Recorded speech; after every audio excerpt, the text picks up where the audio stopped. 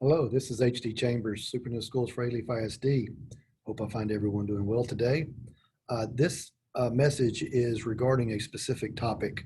I'm going to be recording a few more messages as well as recording some Impact Ed podcasts that will go into detail on other subjects that I know are on your mind. But this is kind of a one-topic message to our teachers and staff members. And it includes information about the Teacher Incentive Allotment, TIA. I have talked about this extensively, and you've seen emails and memos and surveys and things of that nature regarding the Teacher Incentive Allotment. But I want to share with you a few updates and keep you apprised of where Alief ISD and our school board is with the implementation of the Teacher Incentive Allotment. So for those that have paid attention or remember, we were anticipating next school year, the 21-22 school year, as being a year that we begin collecting data from a variety of sources. But the point of that data was to try to identify what metrics and what indicators are most reflective of our most effective, successful, value-added teachers in our district, regardless of grade level or content area.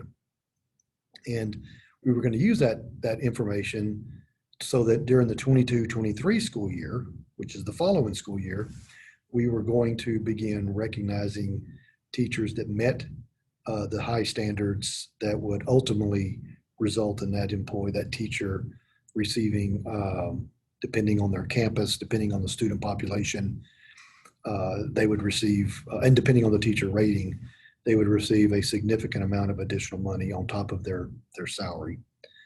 We have chosen, or I have chosen along with the board, to delay this 1 year.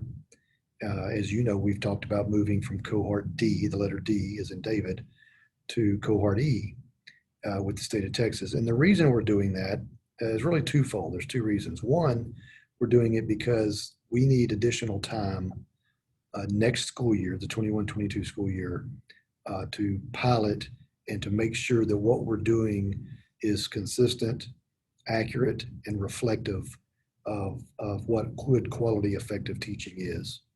So that's going to be part of our overall goal next year, is to look at the different components of a teacher incentive allotment program in our school district, and again, make sure it's accurate, reflective of good teaching, so that when we put it live during the 22-23 school year, we will have additional, assurances, confidence, and hopefully buy-in, hopefully support for what has an opportunity to be extremely successful, and add additional compensation to those teachers who are demonstrating that they're going above and beyond.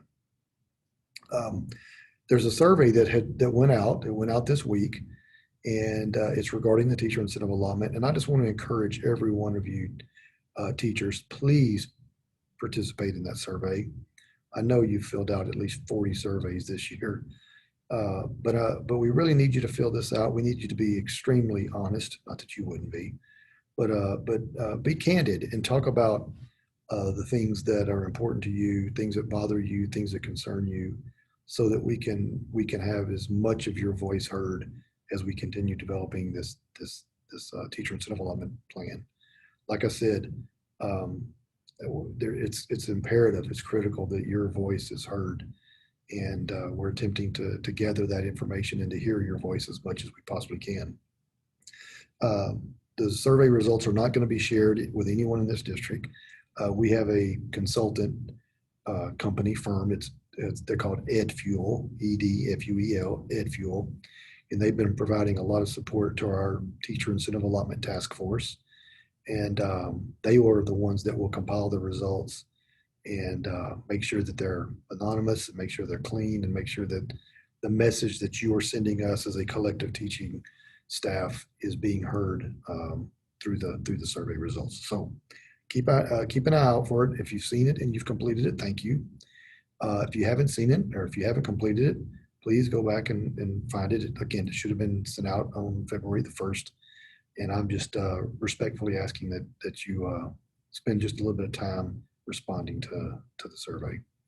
My ultimate goal always has been and will continue to find a fair way, a reasonable way, an acceptable way to identify the most effective teachers in their profession, and then financially compensate them, financially provide them with the compensation that they so richly deserve. So again, thank you for your time, your attention. I hope that everyone has a great day. Stay safe. I will be back in touch with you soon on other topics. Thank you.